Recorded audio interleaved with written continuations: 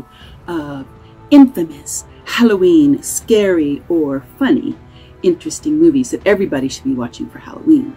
I particularly want to stress on those that influenced me as a young teen, early 20s, and movies that I feel like are definitely ones that everybody should be able to see. It fits my taste. Let's light the candle. So, in 1976, I was 16, and the movie Carrie came out. Now, Carrie was a pretty intense movie.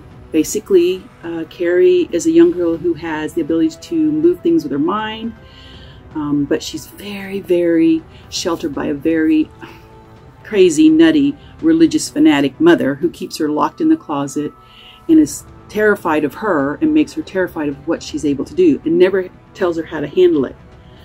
So she's in high school, and of course she's teased and she's made fun of, and so as part of a joke, if you haven't seen this, you might want to turn off now because I'm going to give away a spoiler. So I'm going to give you a few minutes to like put me on mute, and then when I wave my hand, you can come back.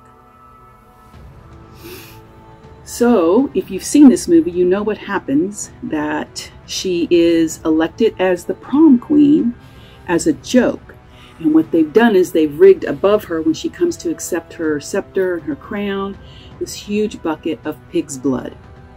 And then when she's standing there and she feels so accepted and she feels so wonderful, and of course they dump the bucket of pig's blood on her, and then shit happens. And that's when her powers are really unleashed because of her anger.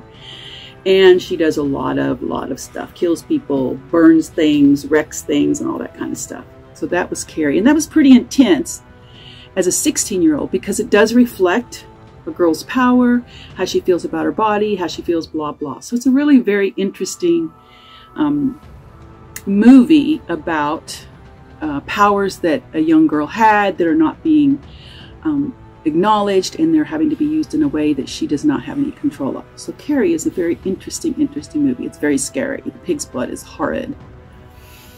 So the second one that I watched when I was about 18, maybe 17, was this movie called Suspiria. Now this again was one that made it very, very hard to watch. I remember having nightmares about 2 different scenes on this one. Now, if you don't remember, I was pretty sheltered growing up. So then some of these things, we had a TV, but my dad watched Westerns and Army movies. So most movies I just didn't even see. So some of these movies, like Suspiria, is about a coven of witches. And it's part of girls would come and do ballet, so they would live there. But it was run by witches. And there was a couple of scenes in there. I'm not going to tell you the ending, but I'm going to tell you the couple of scenes that really, really scared me and freaked me the fuck out. One scene was a girl basically was pushed out of a window, and so when a new girl is looking out her window, this girl just comes crashing into that window. It's like blonk. That was just an intense, like, whew. But the one that I really did not like was they're in eating, and then there's dead things or something's up there in the attic that has basically decomposed or rotted, and then maggots start falling onto their table and their food and on them, and it's everywhere. I mean, it's just, even for me, it was pretty disgusting.